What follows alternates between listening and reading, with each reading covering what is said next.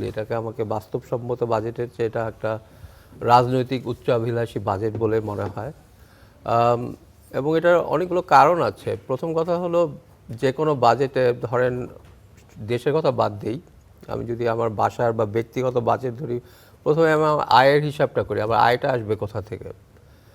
তো আয়ের হিসাবটাই যদি গরমিল হয়ে যায়, তাহলে তো ব্যয় নিয়ে তো একটা বড় প্রশ্ন আসেই। তো এখন দেশের ক্ষেত্রেও প্রধান আয়টা কি? আমার ট্যাক্স রেভিনিউ, তাই না?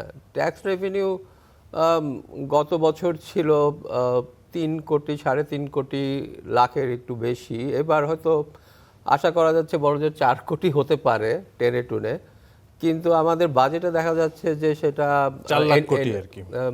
4 লাখ কোটি, সরি। সো এখন সেটা দেখা যাচ্ছে 6 লাখ কোটি, মানে 2 লাখ কোটি এক্সট্রা এখন কোথা থেকে আসবে, এটা আকাশ থেকে পড়বে নাকি কিভাবে করা হবে সেই বিষয়ে কিন্তু কোনো দিক নির্দেশনা নেই। বাংলাদেশের ট্যাক্স রেভিনিউর সবচেয়ে বড় সংকট হলো এর প্রায় 70% সংগৃহীত হয় হচ্ছে ইনডিরেক্ট ট্যাক্স, মানে ভ্যাট, যেগুলো হচ্ছে গিয়ে সেলস ট্যাক্স, এগুলো থেকে। মাত্র 30% হয় হচ্ছে আমাদের ইনকাম থেকে, যেখানে আপনার ইভেন উন্নত দেশের কথা বাদ দিলাম, সাউথ এশিয়াতেই আপনার পার্শ্ববর্তী দেশ ইন্ডিয়াতেই প্রায় অলমোস্ট 60% হয় ডিরেক্ট ট্যাক্স থেকে। এখন কেন ডিরেক্ট ট্যাক্স মানে কি? ইনকাম থেকে।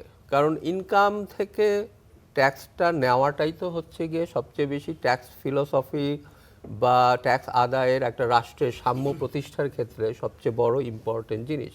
কারণ আপনি যেই ব্যক্তি অনেক বেশি ইনকাম করে, তার থেকে আপনি অনেক বেশি ট্যাক্স নেবেন।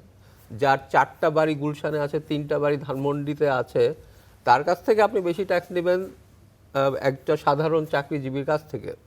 কিন্তু সেটা হচ্ছে গিয়ে ডিরেক্ট ট্যাক্স। কিন্তু আমরা করছি কি? আমরা করছি ভ্যাট, সেলস ট্যাক্সের উপর থেকে বেশি নিচ্ছি, যেটা একটা দিনমজুর একটা সাবানের উপর যেই টাকাটা দেয়, একটা সেই গুলশানে 4টা বাড়িওয়ালা কোটিপতিও সেই একই টাকা দিয়ে ট্যাক্সের ভ্যাট দিয়েই তো সাবানটা কিনছে। তো একটা অসাম্য ব্যবস্থার উপর ভিত্তি করে সাধারণ নিম্ন আয়ের মানুষদের উপর একটা প্রচণ্ড করের চাপ দিয়ে আমরা আমাদের 70% আয় সরকার করছে। তো এই অসাম্য ব্যবস্থার মধ্যে থেকেও আবার আমাদের ট্যাক্স জিডিপি রেশিও, সেটা হচ্ছে সাউথ এশিয়ার মধ্যে, মানে আমি আবার উন্নত বিশ্বের কথা বাদ দিলাম, 10%-এরও নিচে।